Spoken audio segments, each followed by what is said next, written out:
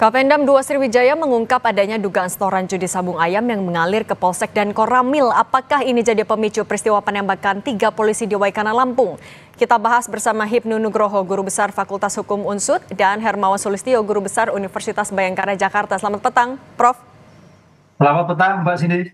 Prof Hipnu, pelaku kan sudah ngaku menyerahkan diri. Ada saksi yang diperiksa, senjata juga sudah ditemukan. Tapi kenapa belum ada penetapan tersangka dari anggota TNI sejauh ini?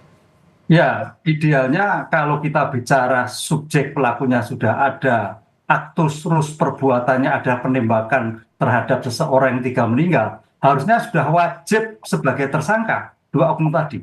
Dan ini suatu yang menarik, ada suatu perjudian, ada suatu penembakan. Itu 2 dimensi tindak pidana yang berbeda.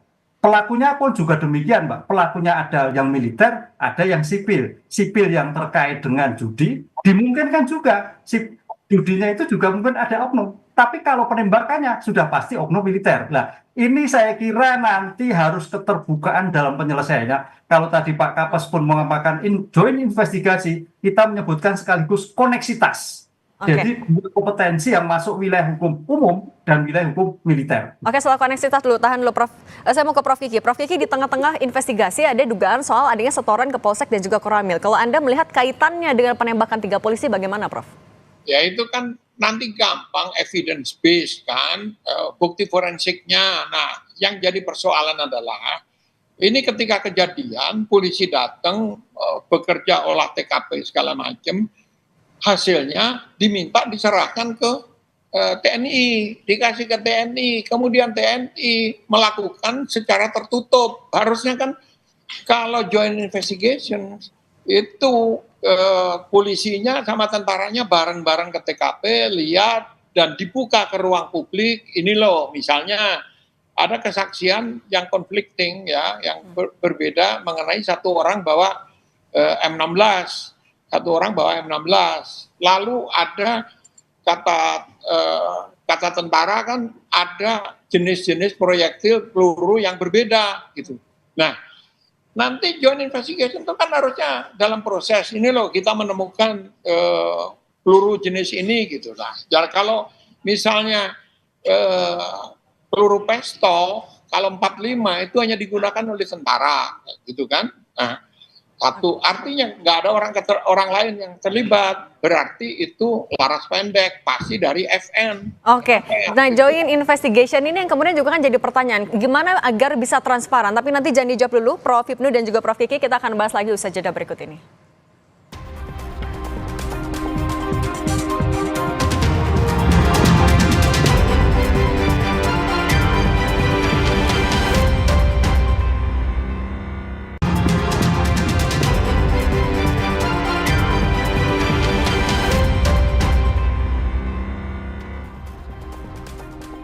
Kita lanjutkan diskusi bersama Prof Hipnu dan juga Prof Kiki. Prof Kiki, tadi Anda sebutkan soal joint investigation, tapi kalau belajar dari pengalaman yang sebelumnya, seberapa besar, seberapa signifikan joint investigation ini akan bisa mengungkap sampai ke aktor intelektualnya, sampai ke dalangnya, terutama apa ada ego sektoralnya yang akan jadi kendala?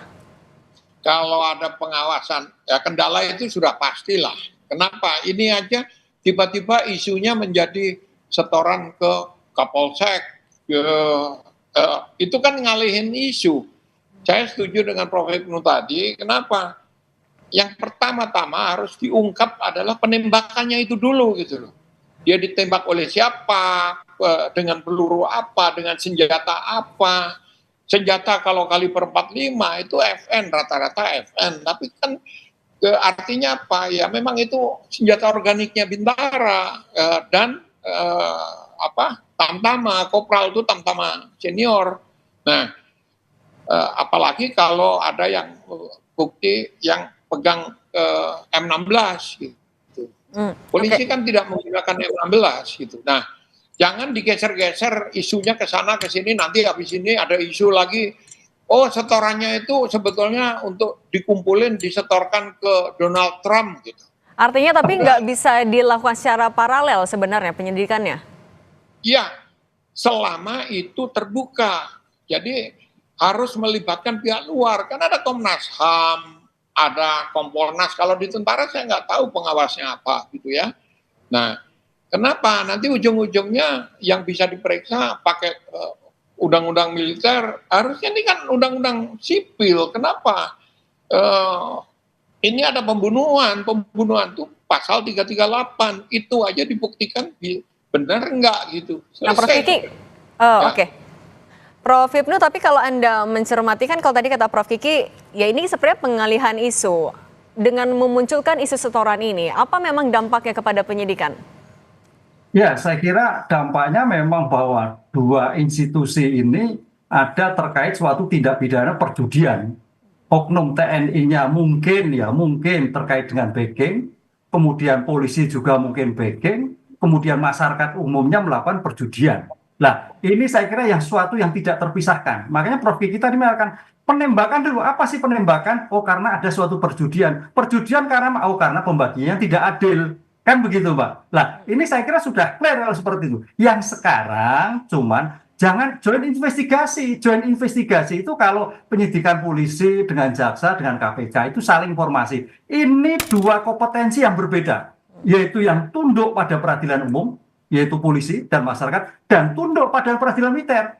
Sehingga tadi keterbukaan itu akan terjadi kalau suatu koneksitas dilihat bersama, penyidikan bersama, dua kompetensi yang berbeda. Sehingga dengan demikian akan terlihat keadilannya objektif. Gitu. Oke. Artinya keterbukaan ini yang juga jadi PR dan menjadi ujian bagi kedua institusi. Terima kasih Prof. Kiki dan Prof. Hipnu sudah berbagi di Kompas Petang. Sehat selalu semuanya.